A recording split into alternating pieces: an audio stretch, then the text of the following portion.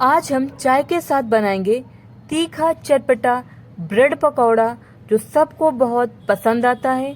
देखने में ये जितना अच्छा लगता है, खाने में उतना ही टेस्टी और बनाना भी उतना ही आसान होता है। तो चलिए अब हम बनाना शुरू करते हैं। सबसे पहले हम बॉईल की हुई आलू लेंगे।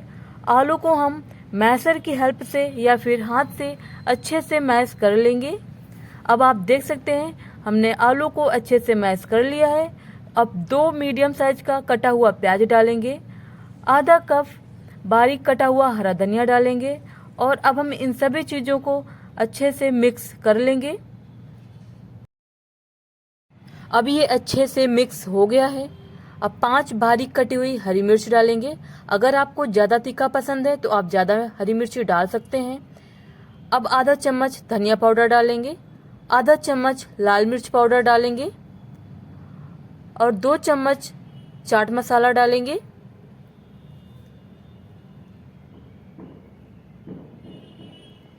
नमक अपने स्वाद अनुसार ही डालेंगे। आधा चम्मच हल्दी पाउडर डालेंगे। अब हम इन सभी चीज़ों को अच्छे से दोबारा से मिक्स कर लेंगे। ये बच्चों और बड़ों घर में सभी को बहुत पसंद आते हैं और बहुत आसानी से झटपट घर में बनकर तैयार हो जाते हैं।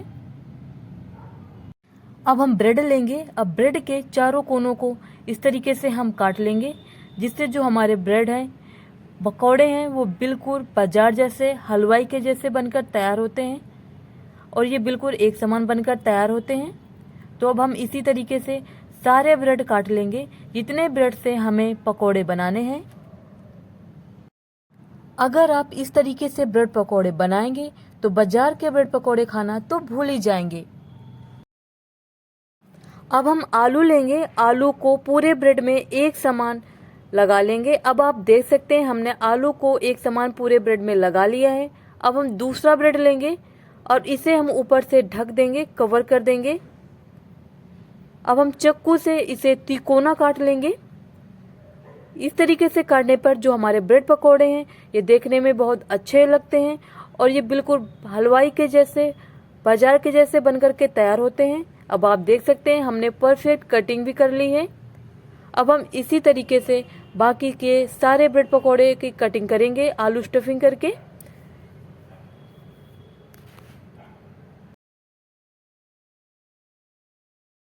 अब हम 3 बड़ा चम्मच बेसन लेंगे। अब आप देख सकते हैं हमने 3 बड़ा चम्मच बेसन ले लिया है। अब हम इसमें थोड़ा सा पानी डालेंगे और फिर हम इसे मिक्स करेंगे। इस तरीके से थोड़ा सा पानी डाल के फिर मिक्स करने पर हमारे बैटर में गांठें नहीं पड़ती हैं और ये बहुत ही परफेक्ट बनकर के तैयार होता है। इसी तरह अब हम दोबारा से पानी लेंगे और हम फिर इसे मिक्स करेंगे। अब आप देख सकते हैं हमारा जो बैटर है अच्छे से बनकर के तैयार हो गया है। अब हम 1 चम्मच अजवाइन डालेंगे। अजवाइन का टेस्ट ब्रेड पकौड़े में बहुत ही अच्छा आता है। अब हम आधा चम्मच नमक डालेंगे। नमक हम कम ही डालेंगे क्योंकि हम नमक का इस्तेमाल पहले भी कर चुके हैं। अब हम इन्हें अच्छे से मिक्स कर लेंगे। अब आप देख सकते हैं हमारा जो बैटर है बनकर के तैयार हो गया है। अब हम लास्ट में इसमें डालेंगे हल्दी पाउडर आधा चम्मच। अब हम इसे भी अच्छे से मिक्स कर लेंगे। हल्दी पाउडर से जो हमारे ब्रेड पकौड़े हैं बहुत ही कलरफुल बनकर के तैयार होते हैं, बिल्कुल बाजार जैसे। अब हमारा परफेक्ट तरीके से बैटर बनकर के तैयार हो गया है। ये बिल्कुल परफेक्ट बना है, ना ये ज़्यादा पतला है और ना ही ज़्यादा थिक है। बिल्कुल परफेक्ट बन गया है हमारा बैटर। अब हम एक कढ़ाई में तेल लेंगे और इसे अच्छे से गर्म कर लेंगे। अब हम ब्रेड में बैटर को चारों तरफ से अच्छे से लगा लेंगे और फिर अब इसे कढ़ाई में डालेंगे।